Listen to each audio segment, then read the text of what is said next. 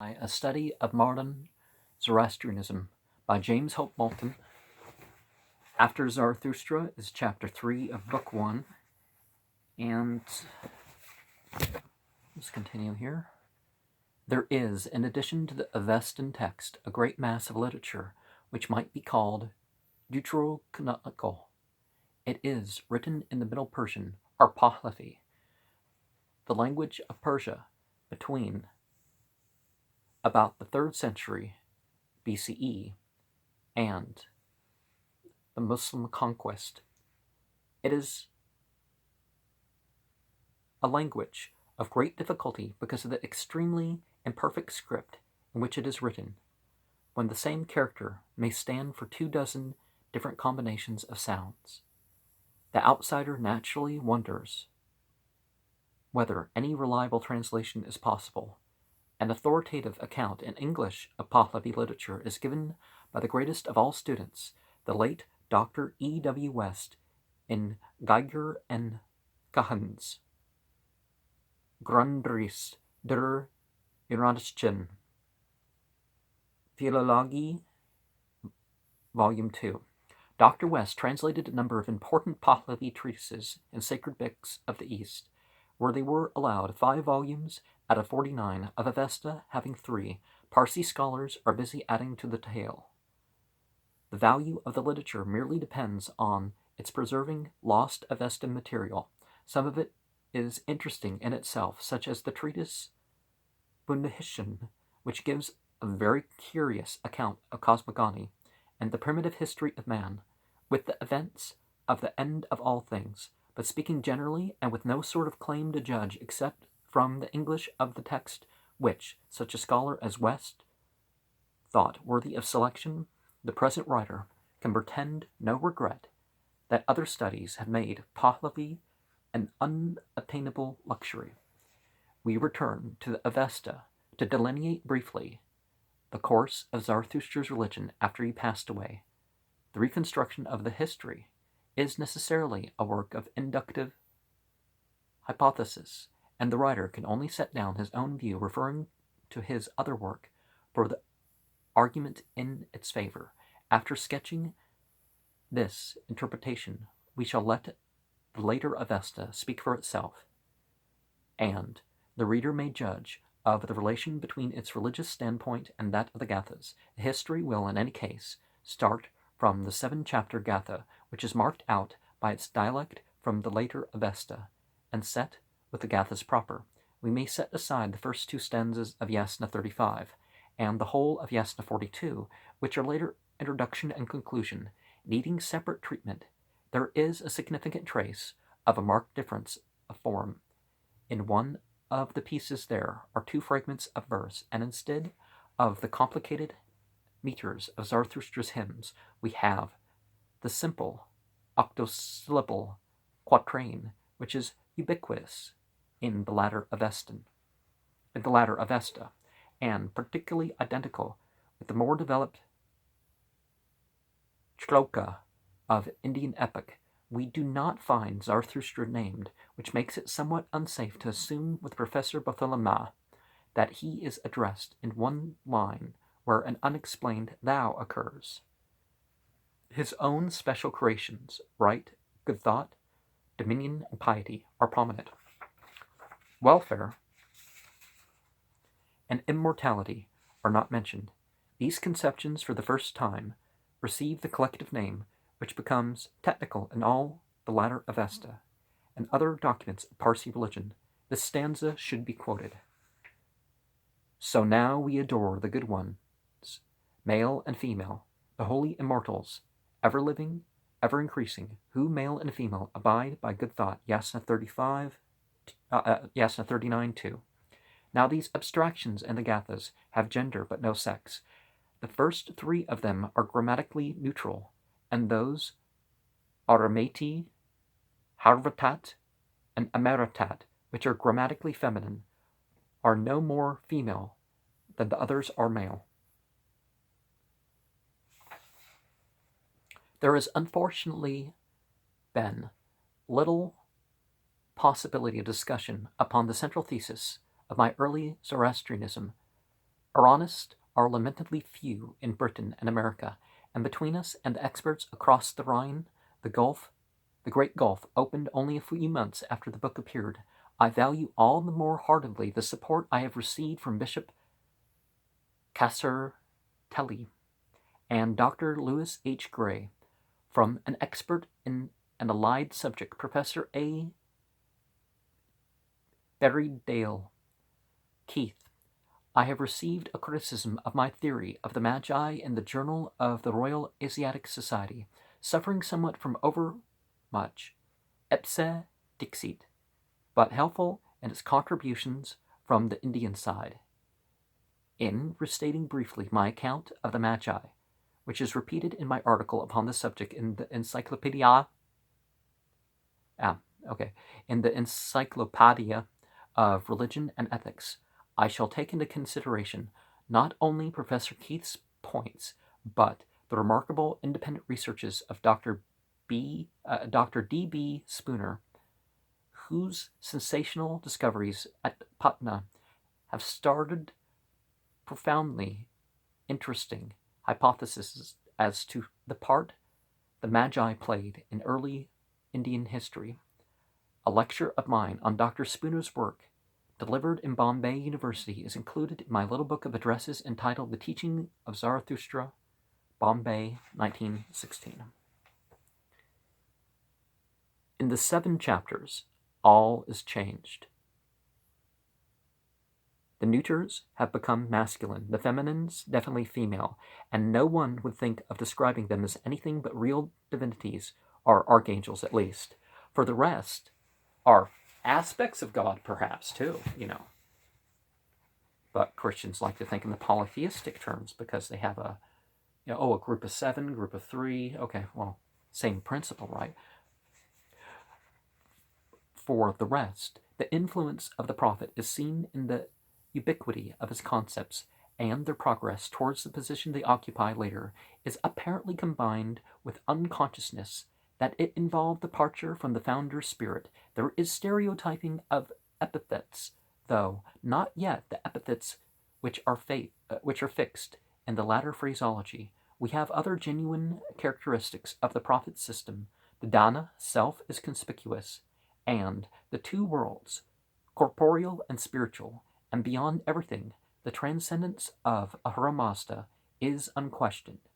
Who created cattle and right, created the waters and the good, plants, created the light and the earth, and all that is good. Yasna 37:1. But what are we to say of this? We adore this earth with the wives which bear us, and we adore those elect ones through Asha, who are thy wives, O Ahura Mazda. Yasna 38:1. Now, the word for worship, it's rendered as worship. Making mention of something is not quite the same thing as worship. How is it? Thinking about something is not quite the same thing as worship. So, there's a lot of that going on, and then people worshipped angels and then wanted to, and forces of nature, and perhaps even the grumbling one's own stomach. And therefore they wanted to justify they wanted to put their thoughts about these things in a justification of worshiping these things. Okay, I didn't articulate that too well, but hopefully The next stanza, in adoration of abstractions, including Armiti, but the rest of the hymn is dedicated to the waters. It is hardly possible to doubt that we have a term of the old Aryan nature worship back again. They never worshipped the fire, by the way. And that Zarathustra would have sternly recognized what he called Dava worship. We noticed also another element which Zarathustra significantly ignored. We adore the Fravashis of righteous men and women. Yeah, and adoring and worshiping there's actually different words for this, but the spirits of the nature. Yeah, there are angels of the thing, but the spirits of these things, jinn. Spirits of a place or thing or something. Spirits who wander. Spirits who take on certain forms.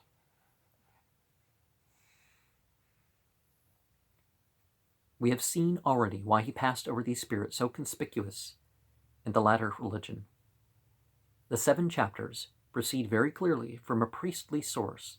The long-armed offering, Yasna 38:5, is potent as in the Veda to wrest blessings from heaven, and the shadow of the coming priestcraft is on those words.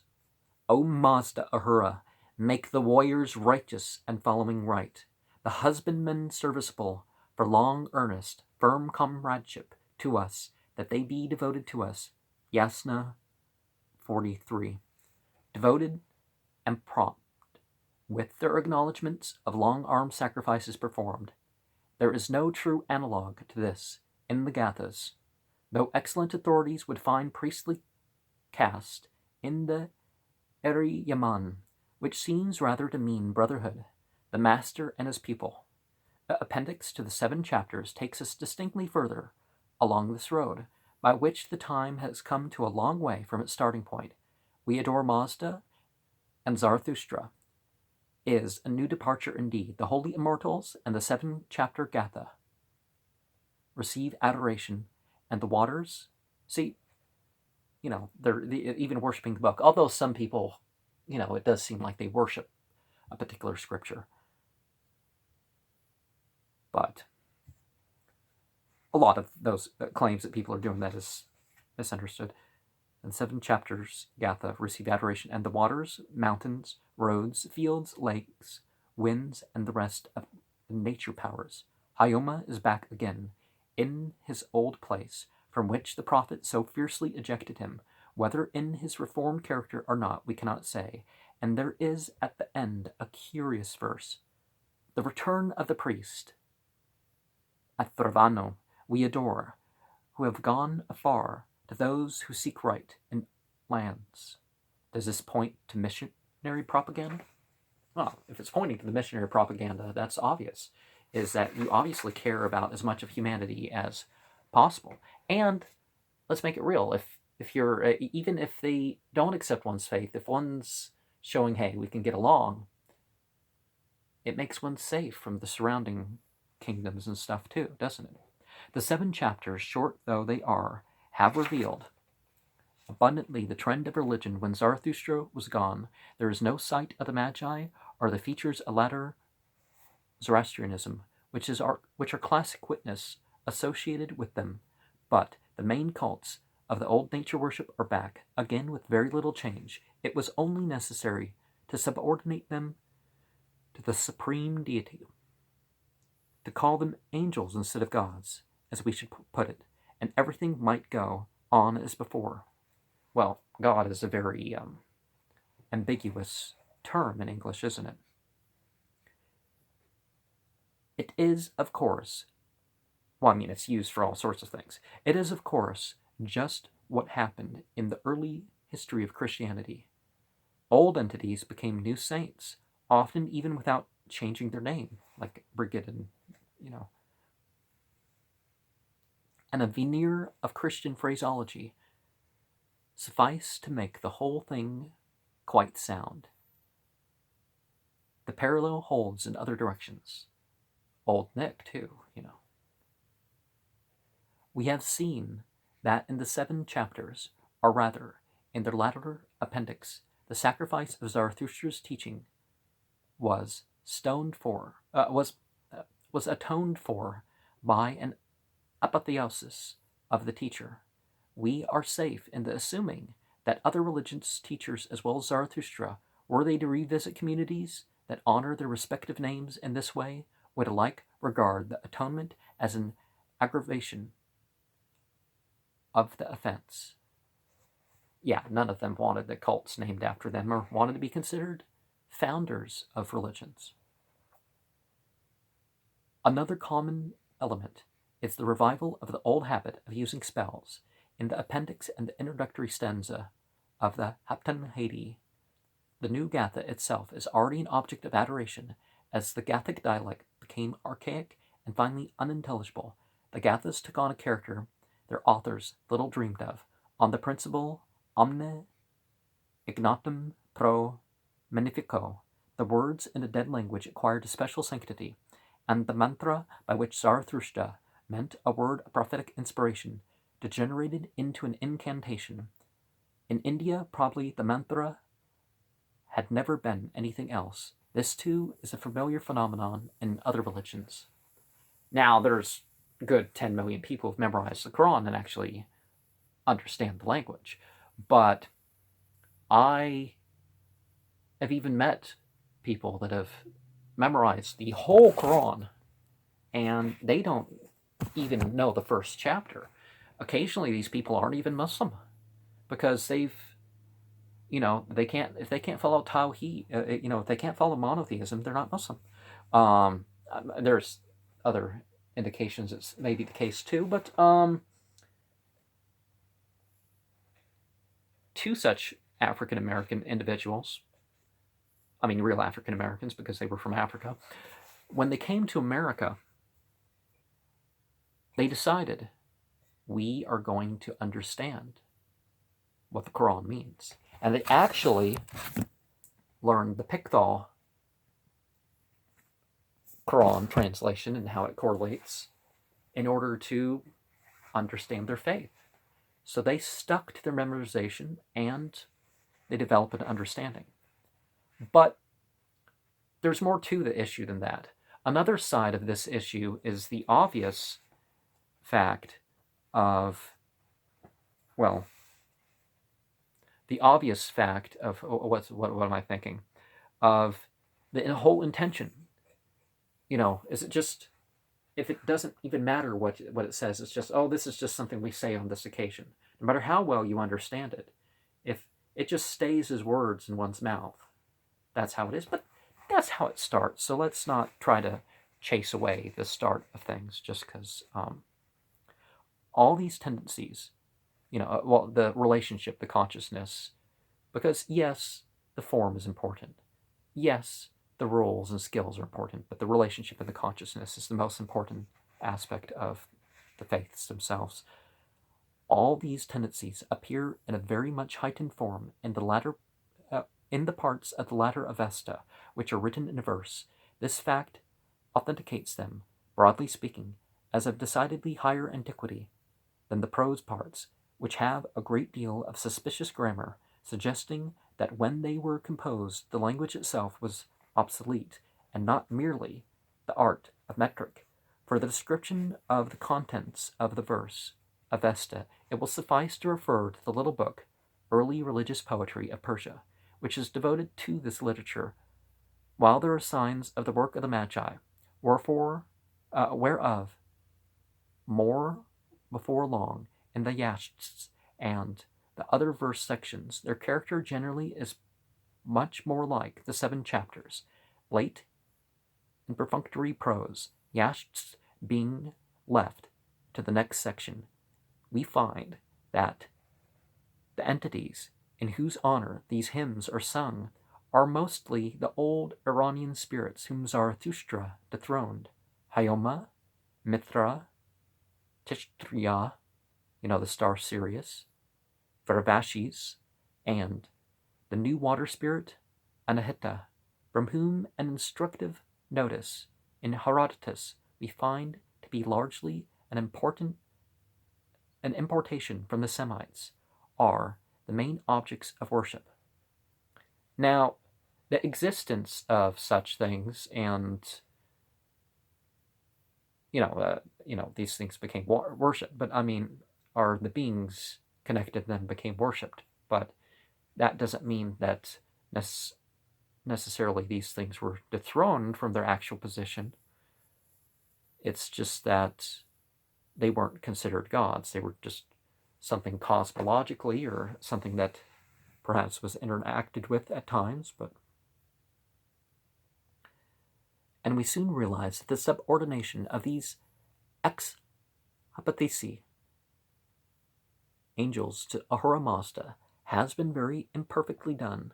The general framework of a normal Yasht is a succession of persons who came to the Yazata, asked a boon, and were favored, or sometimes, being creatures of Ahriman, refused.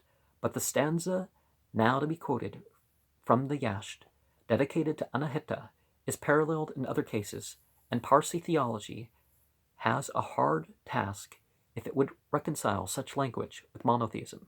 The canto is printed so as to reproduce the mixture of verse with later interpolations in prose. Her worshipped Ahura Mazda, creator, in the Aryan Vaja on the goodly Daitya river. Come with milk and home, with barsam. Came with skill of tongue, with mantra, with word and act and libations, and right spoken utterances. Then he prayed of her, upon me bestow this blessing, thou good beneficent Ardve Sura Anahita, that the son of Purushaspa, him, the righteous Zarathustra, I may lead to thinking, speaking, acting after my religion. Ardve Sura Anahita bestowed on him this blessing, even on him, as he at once brought libations, devoutly worshipped and prayed, bestowing the blessing. Yasht 5:17 through 19. Mazda apparently worships Tishtrya.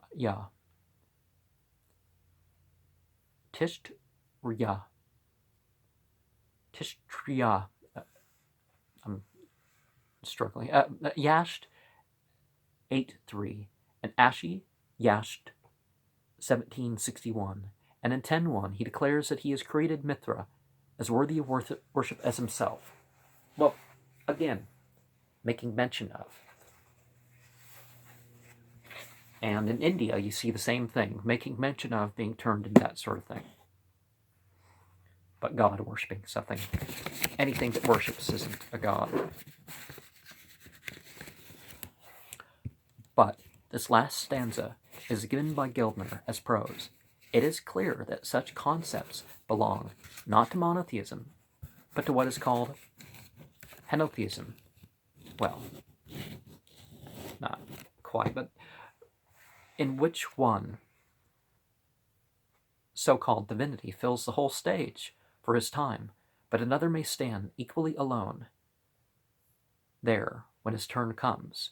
Now it may be recalled that through Achaemenian age, that throughout the Achaemenian age and that of the Arsacid dynasty, which followed it, there was no special impulse which would promote the maintenance of monotheism. Even Darius, the one monarch who impresses us as to a really religious man, only called Ahura Mazda greatest of all gods, and associates the royal gods with him. Kurash before him, Cyrus the Great, didn't do that, but it is clear that monotheistic theory had very little to do with his worship.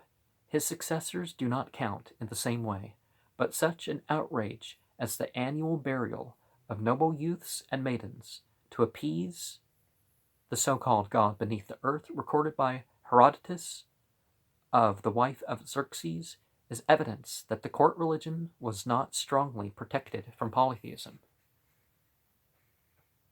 Well, if they're doing stuff for this entity at this point, another entity at another point, henotheism more like making the choice towards, I'm going to worship this, but I admit that other things exist.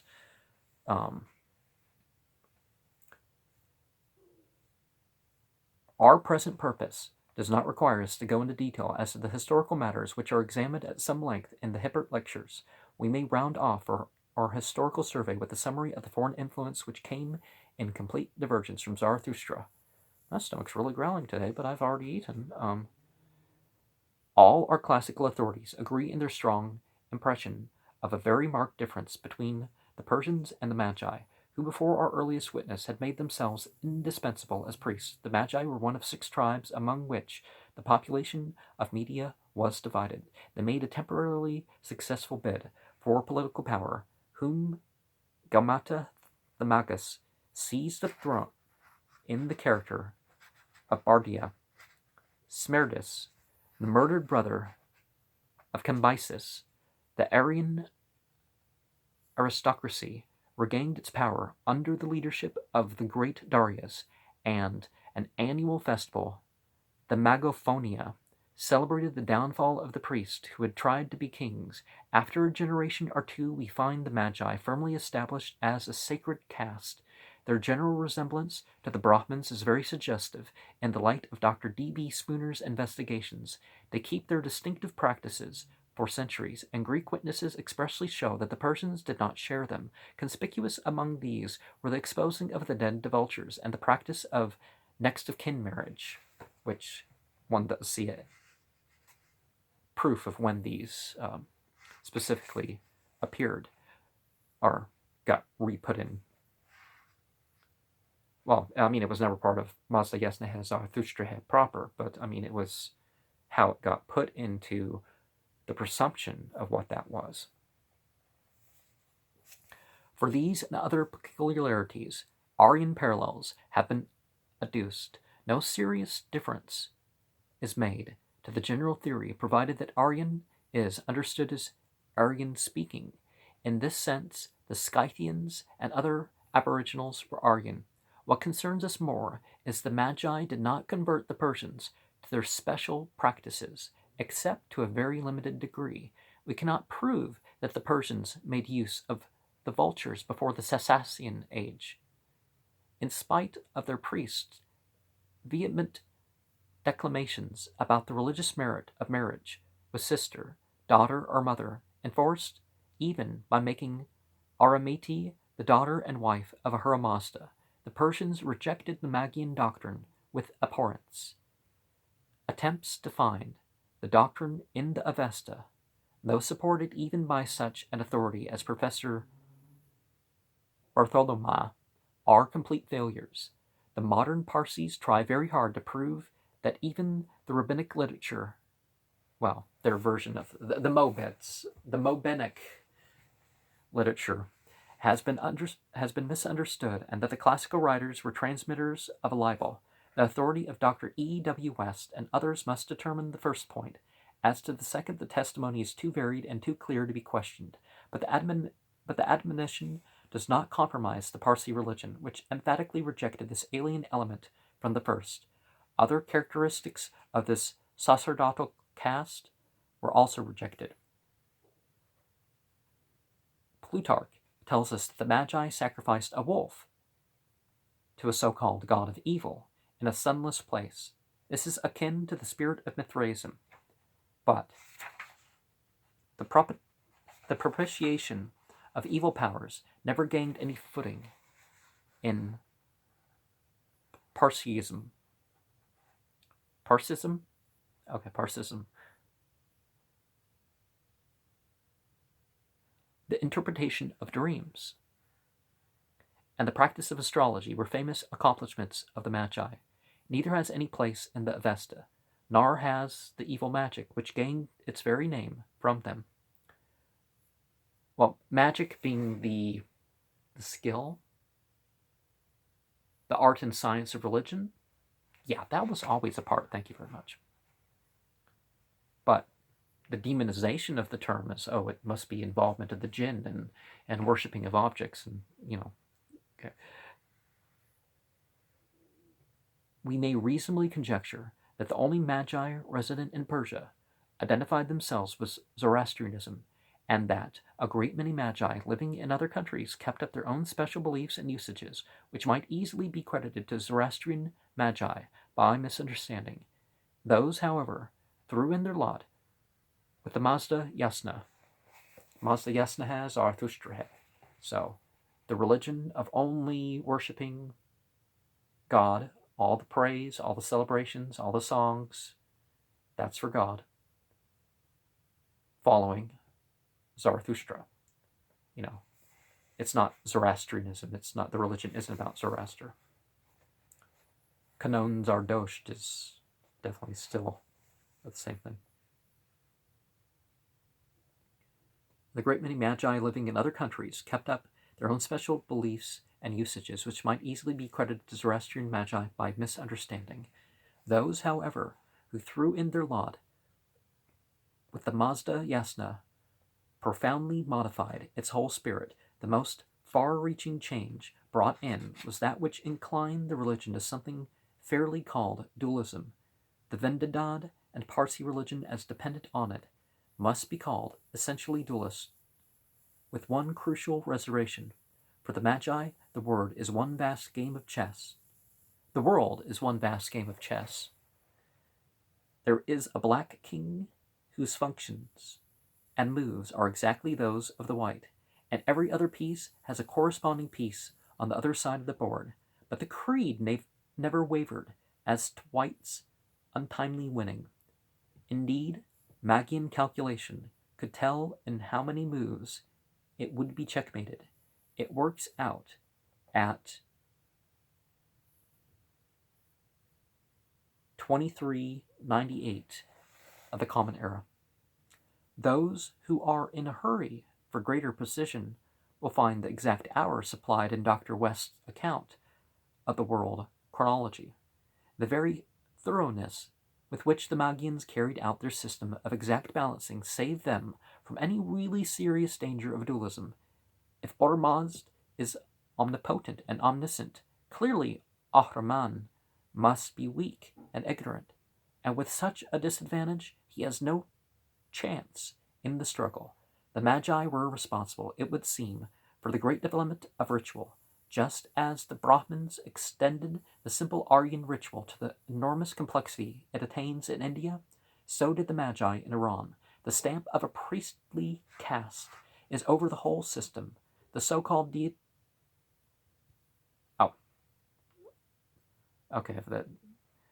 The usage of deity and divinities and all of this. Okay, the deity is made to dictate all sorts of meticulous trifles about worship, such as a priestly mind has loved in all ages and places, and the end of it all has been, of course, to make the priest the one indispensable intermediary between God and his worshippers. It is interesting to notice that they never put their own name into the Avesta.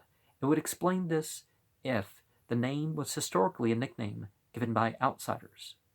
Whether this be so or not, the Avestan priests have the old Aryan names only.